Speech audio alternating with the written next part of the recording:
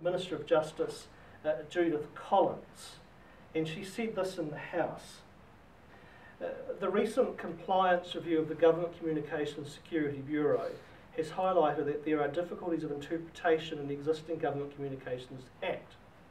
The 2003 Act sought to codify and make transparent existing practices of the GCSB, but under scrutiny, the 10-year Act potentially limits the Bureau its ability to provide support and advice that successive governments expected. And it goes on, and she says this as well.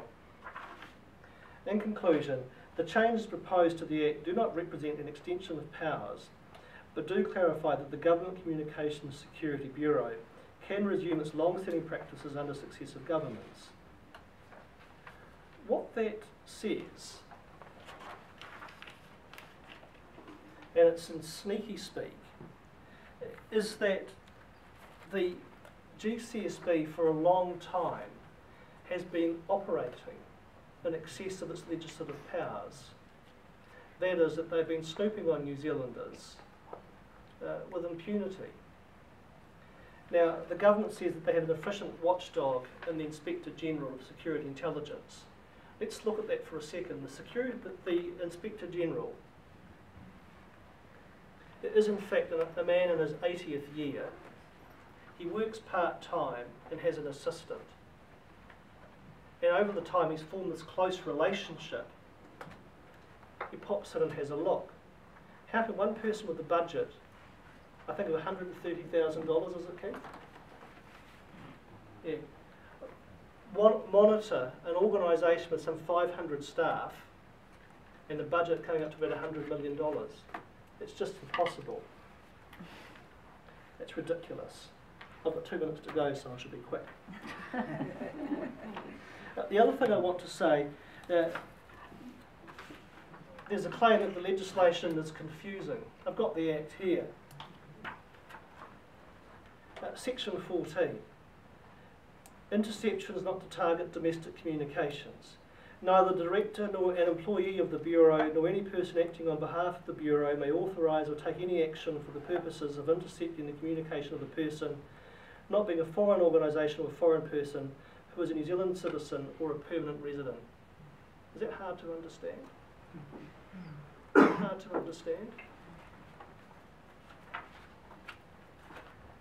In closing,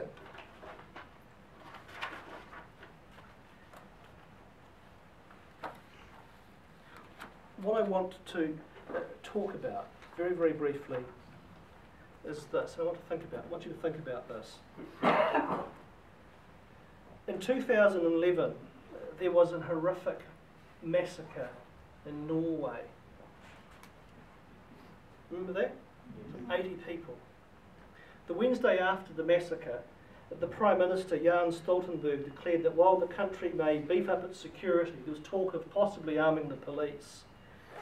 Norwegians would combat the terror inflicted by the anti-Islamic extremist Anders Behring Breivik with more democracy and a greater political engagement and a commitment to freedom of thought. And he said this, I think that we have seen that there is going to be one Norway before and one Norway after July the 22nd. But I hope and also believe that the Norway that we will see after will be more open, a more tolerant society than we have had before. Other Norwegian politicians endorsed that. And on the Saturday after this awful massacre, one Norwegian lawmaker, Stein Renate Heimann, quoting a friend, told CNN News, if one man can create that much hate, you can only imagine how much love we as a togetherness can create.